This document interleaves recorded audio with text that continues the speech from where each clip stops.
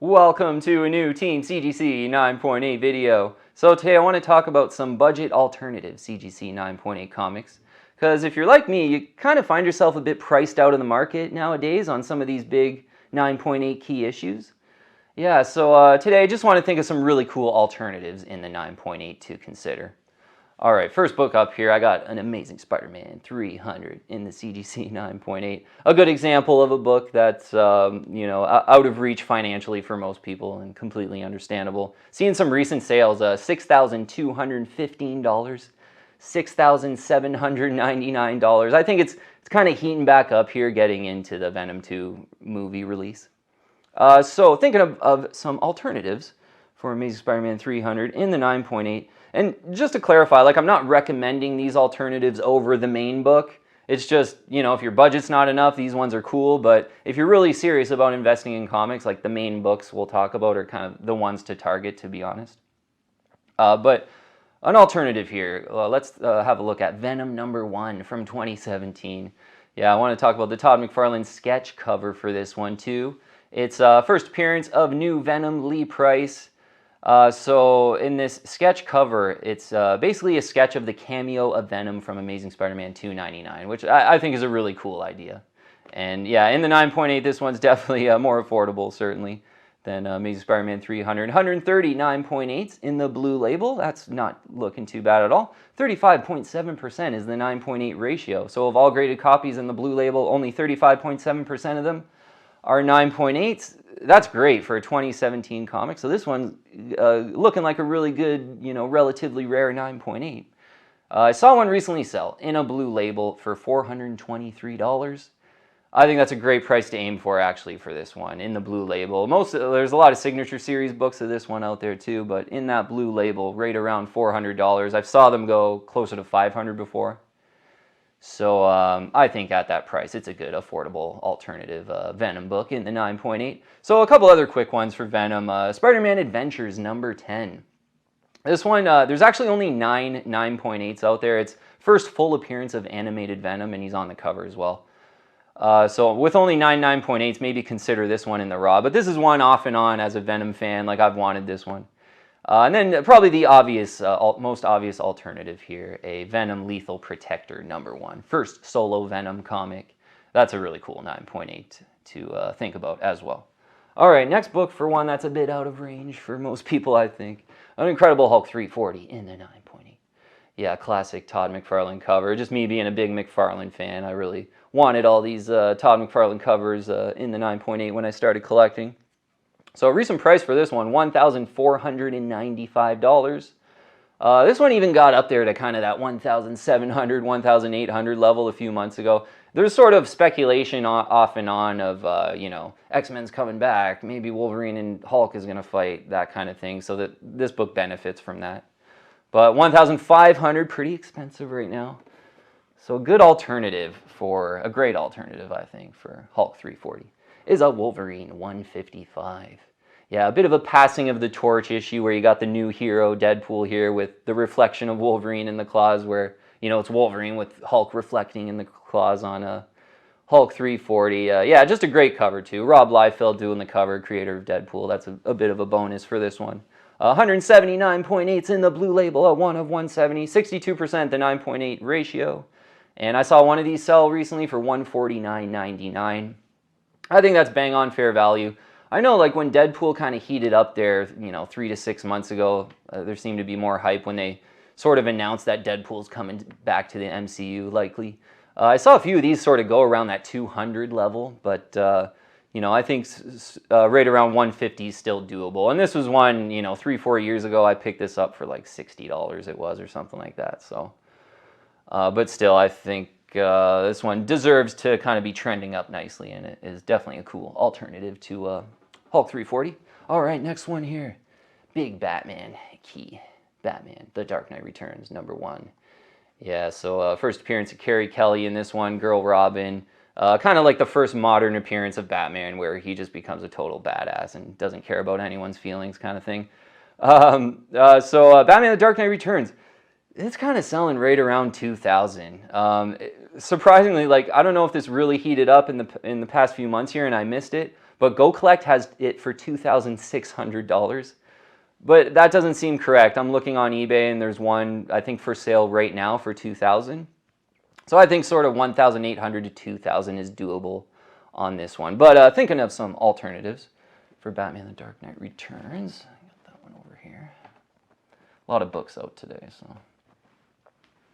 Spawn Batman. Yeah. This, for a few reasons, is I think a good alternative.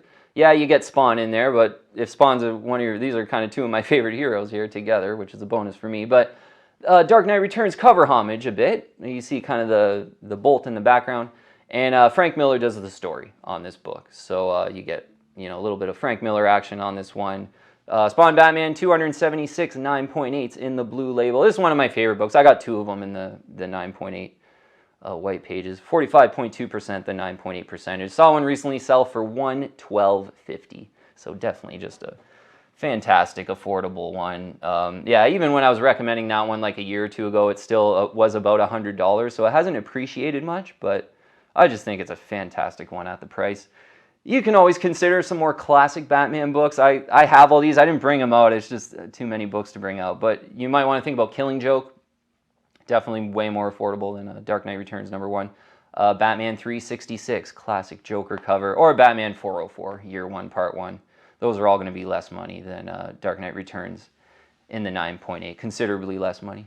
All right, next big one.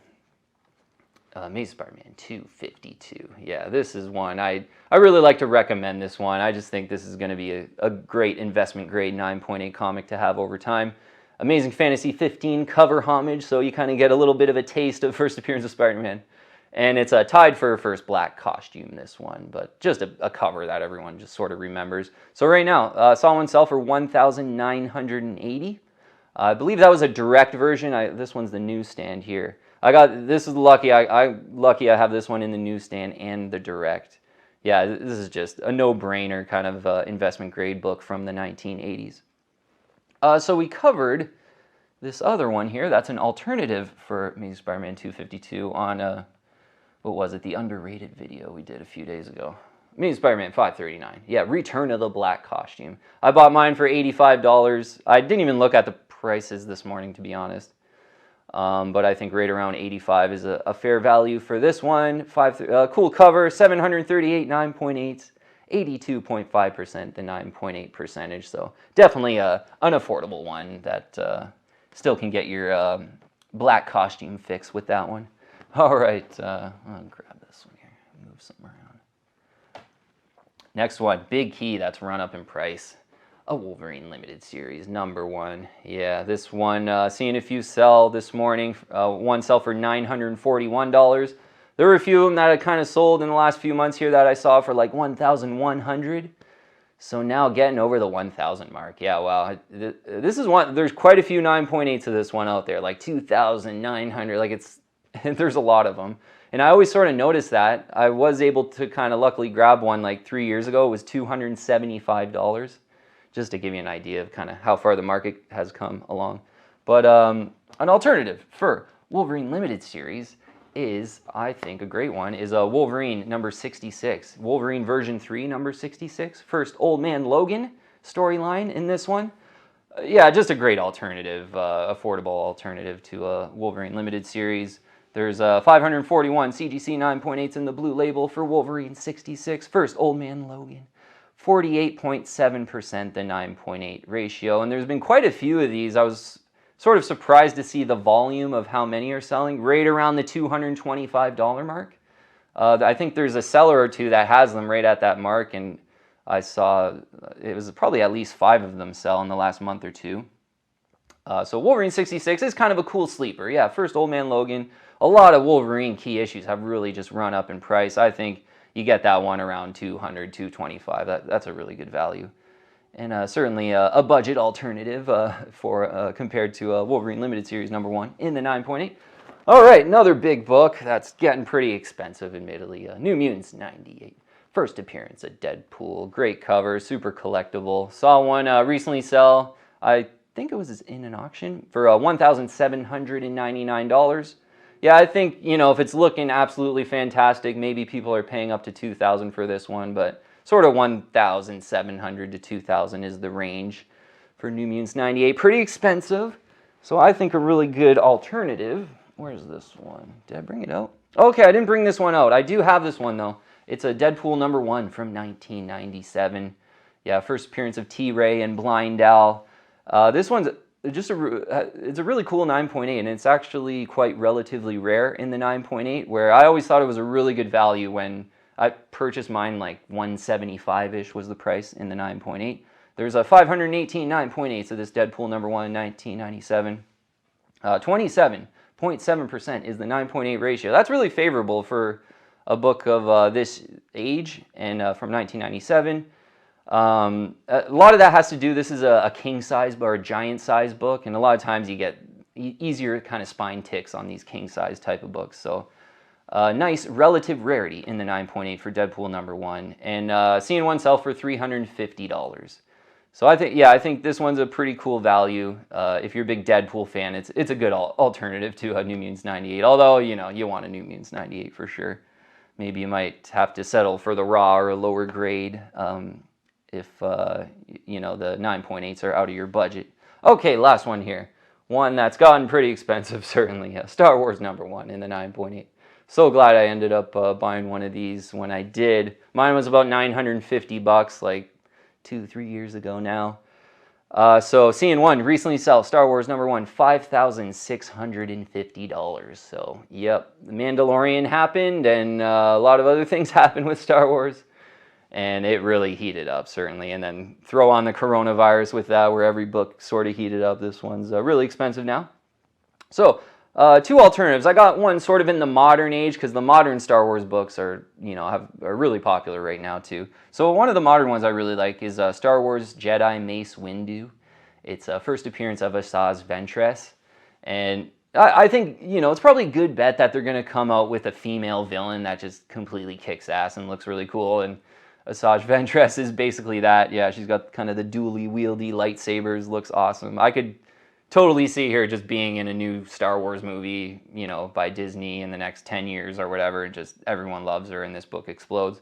Will that happen? I don't know, but it's a cool one. It's a Dark Horse Star Wars book, so gonna be less printed than like a Marvel Star Wars book, so it's a really good collector item. 115 9.8s in the blue label. 50.7% is the 9.8 ratio. So not very many of these graded. About half of them are 9.8s. Price for this one, I saw one in an auction sell for $500. I think that's kind of rock bottom, to be honest. That's a really good deal, considering where this book has been in kind of the past year. When Mandalorian heated up, this one was really getting up there, kind of pushing the $1,000 level. Right now, though, $500 to about $675, I'm seeing them sell. And I think for the moderns, this one's kind of a cool Star Wars book to think about. All right, and for the old ones, Star Wars alternative to Star Wars #1, a budget alternative. Star Wars 39. Yeah, so we'll go kind of simple with this one. It's part 1 of Empire Strikes Back, which I just think is collectible. Classic Darth Vader cover. I was actually really surprised to see the prices on this one. They've trended, they're trending up, certainly. 179 9.8s in the blue label. 24.4%, the 9.8 ratio. This is a 1980 book, so a lot older. Otherwise, that would be decent, but this is a pretty old one. Classic Darth Vader cover, though. The fair value right now, and they are selling right around $400. This is one I have as well. I just brought so many books out, I couldn't really bring this one out. I have this one in the 9.8. I purchased it for it was like $130, and it was in an auction about a year and a half ago. So $130 to $400, this one has come. And yeah, I just think, even though it's not a first appearance, this Star Wars 39 kind of, you know, slowly but surely is kind of becoming collected like a key issue, and is, you know, garnering the price of a pretty decent Star Wars key issue for this era in the 9.8. So I think Star Wars 39 is a good alternative. All right, team. So yeah, you know what? I wanted to make a video like this because I sort of notice, you know, myself, I'm one that I will buy like a double or a triple of a big key issue if I can and if I wanted it. But I just find myself being priced out of some of these books nowadays because they're just so expensive. So thinking of some alternatives is what I've been doing personally, and every now and then purchasing some of the alternatives as well. But yeah, it's kind of a good thing to do when these prices on some of the big key issues are just so expensive. unfortunately. All right, team. We'll leave it at that, though. Thanks so much for watching, and I'll see you on the next one.